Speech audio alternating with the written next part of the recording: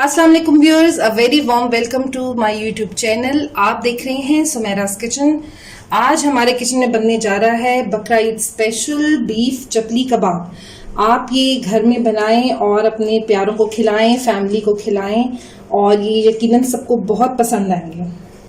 Viewers, beef chapli कबाब बहुत आसानी से बन जाते हैं, बस कुछ टिप्स का ख्याल रखना पड़ता है। आप इस वीडियो को एंड तक देखिएगा और वीडियो के दरमियान जो मैं टिप्स शेयर करूंगी वो जरूर फॉलो कीजिएगा, तो इंशाल्लाह आपके कबाब टूटेंगे भी नहीं और जूसी भी रहेंगे। तो चलें व्यूअर्स, बिस्मिल्लाह करते हैं, इंग्रेडिएंट्स की तरफ चलते हैं। लेकिन उससे पहले अगर आपने अभी तक चैनल सब्सक्राइब नहीं किया तो इसको सब्सक्राइब कर लें, बेल आइकन को जरूर प्रेस करें ताकि मेरी आने वाली हर नई वीडियो का नोटिफिकेशन आपको मिलता रहे और आप मुझसे कनेक्टेड रहें। तो चलें बिस्मिल्लाह करते हैं।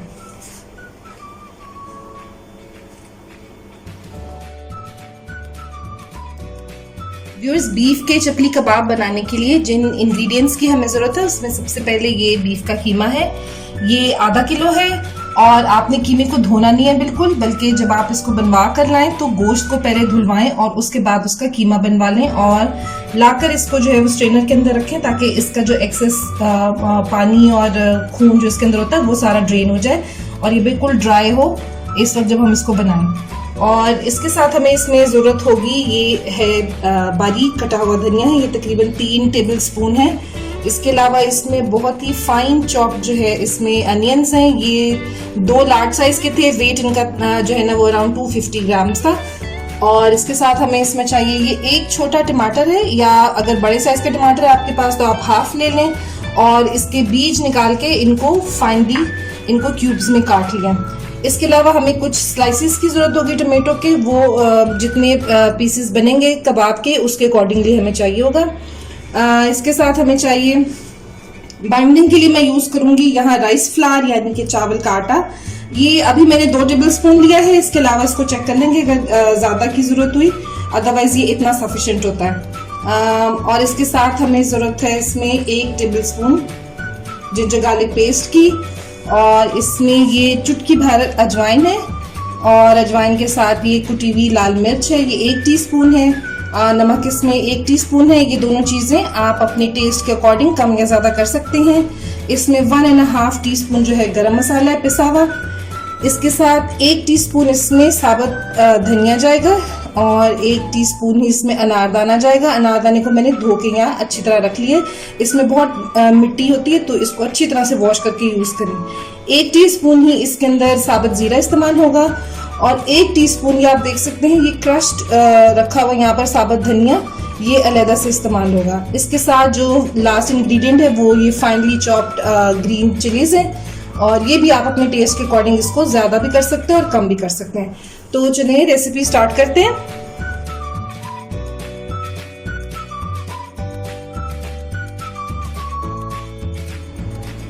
व्यूअर्स, सबसे पहले हम एक बड़े से मिक्सिंग बोल में ये बीफ का कीमा डाल देते हैं। इसके साथ हम इसमें ऐड कर देते हैं ये जो फाइनली चॉप्ड अनियंस हैं।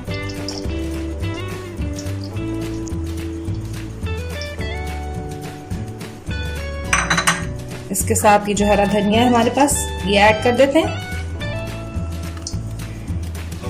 अनियंस आपको हो सकता है लग रहा हो कि ज्यादा है, लेकिन ये ज्यादा नहीं है। इसकी वजह से ही कबाब जो है वो अंदर से सॉफ्ट रहते हैं और बाइंडिंग जो मटेरियल है उसकी वजह से वो टूटते नहीं है। धनिया के बाद मैंने इसमें हरी मिर्चें ऐड कर दी हैं फाइनली चॉप्ड, और ये अब जिंजर गार्लिक पेस्ट इसके अंदर जा रहा है। अब इसके अंदर ये सूखा धनिया साबुत, अनारदाना, जीरा साबुत और क्रश्ड जो है वो सूखा धनिया ये मैं इसमें ऐड कर रही हूँ। अब इसमें ये अजवाइन और कुटी हुई लाल मिर्च, नमक और गरम मसाला ये ऐड कर दिए इसके अंदर। टमाटर और चावल का आटा वो हम बाद में ऐड करेंगे। अब जरा इसकी अच्छे से मिक्सिंग कर लेते हैं। एक टिप मैं आपसे मेंशन करना चाहूंगी आपको, वो ये कि जब आप प्याज चॉप करके ऐड करें कबाबों के अंदर तो उसको मलमल के कपड़े में उसको डाल के उसका पानी जो है ना एक्सेस वो उसको आप स्क्वीज कर लें अच्छी तरह और प्याज को ड्राई होना चाहिए, वरना अगर बहुत पानी वाला प्याज जाएगा तो फिर वो कबाब हैंडल नहीं होते, बड़ा मेस हो जाता है कबाब के मटेरियल के साथ।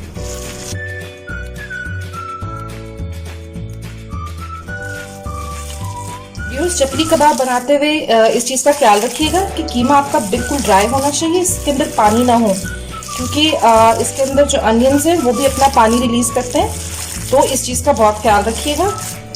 अब इसके साथ मैं इसमें टमाटर ऐड करूँगी जो हमने क्यूब्स में काटे हैं। इसको अच्छी तरह मिक्स करते हुए तकरीबन 2-3 मिनट हो गए मुझे। ये इसमें टमाटर ऐड कर दिए मैंने। कीमे की मिक्सिंग बहुत इम्पॉर्टेंट है और इसको आपने अच्छा टाइम देना है। जितना आप इसको अच्छे से मिक्स करेंगे, एक डो की तरह इसको गूंदेंगे, उतना ही टेस्ट इसका अच्छा आएगा।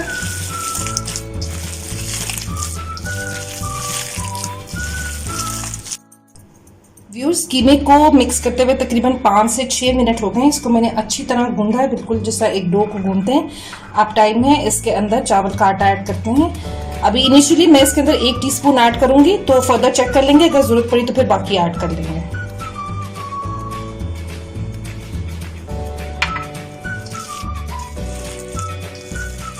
व्यूअर्स, चपली कबाब में बाइंडिंग के लिए लोग मकई का आटा भी यूज करते हैं, गेहूं का आटा भी यूज करते हैं, लेकिन मेरी इस रेसिपी में राइस फ्लावर है।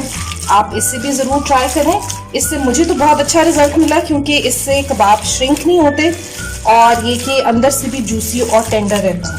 तो मेरे ख्याल में जो 1 टेबलस्पून राइस फ्लावर बचाया था हमने, वो भी डाल देते हैं इसके अंदर, क्योंकि ये स्टिल इसी कंसिस्टेंसी जो है वो परफेक्ट नहीं है। तो ये मैं बाकी बचा हुआ राइस फ्लावर भी डाल दूँगी। पूरे 2 टेबलस्पून इसके अंदर हमने ऐड कर दिया।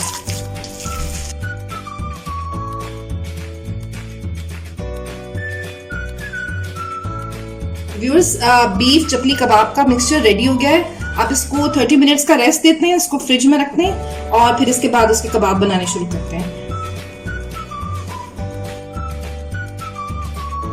व्यूअर्स, कीमे को फ्रिज में रखे हुए 30 मिनट्स हो गए हैं, तो ये अच्छे से जो है ये ठंडा भी हो गया। अब इसके कबाब बनाने स्टार्ट करते हैं। कबाब बनाने के लिए आप या तो हाथों को ग्रीस कर लें या पानी लगा लें। मैं पानी लगा रही हूँ, मुझे ज़रा ज़्यादा कन्वीनियंट लगता है ये। कबाब का जो साइज है व्यूअर्स, वो आप अपनी मर्जी के मुताबिक ले सकते हैं। अगर आप डिनर के लिए बना रहे हैं तो लार्ज साइज ले लें, और अगर आप इसको टी टाइम के लिए बना रहे हैं तो फिर छोटे कबाब ले लें। वो जरा बाइट साइज होते हैं तो इजी होते हैं खाने में।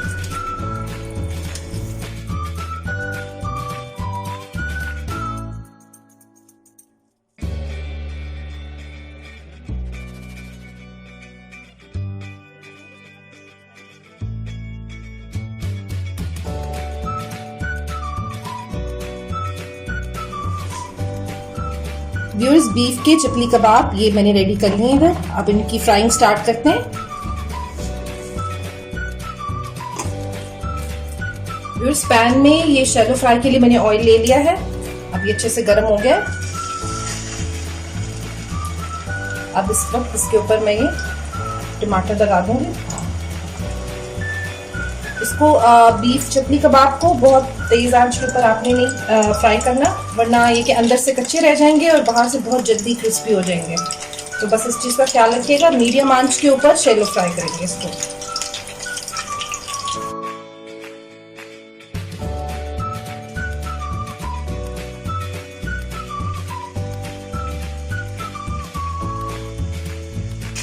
आप देख सकते हैं कि ये चपली कबाब जो है ये बहुत अच्छे से रेडी हो गए हैं, बाहर से क्रिस्पी हो गए हैं और गल गए हैं। इनको डिश आउट कर लेते हैं जल्दी से। व्यूअर्स, आप देख सकते हैं हमारे बीफ चपली कबाब रेडी हो गए हैं। बहुत क्रिस्पी हैं ये बाहर से और अंदर से उतने ही सॉफ्ट हैं ये। आप इसको एंजॉय कर सकते हैं हरी चटनी के साथ, सिंपल गार्डन सैलेड के साथ, और इसको डिनर में बनाएं, इसको टी टाइम में बनाएं। ये दोनों ही तरह बहुत ज़बरदस्त रहते हैं। आपको अगर ये रेसिपी पसंद आए तो हमें ज़रूर बताएं, फीडबैक ज़रूर दें और इस वीडियो को अपने फ्रेंड्स और फैमिली के साथ शेयर करें और मुझे दुआओं में याद रखिएगा। Until my next delicious recipe, अल्लाह हाफिज़।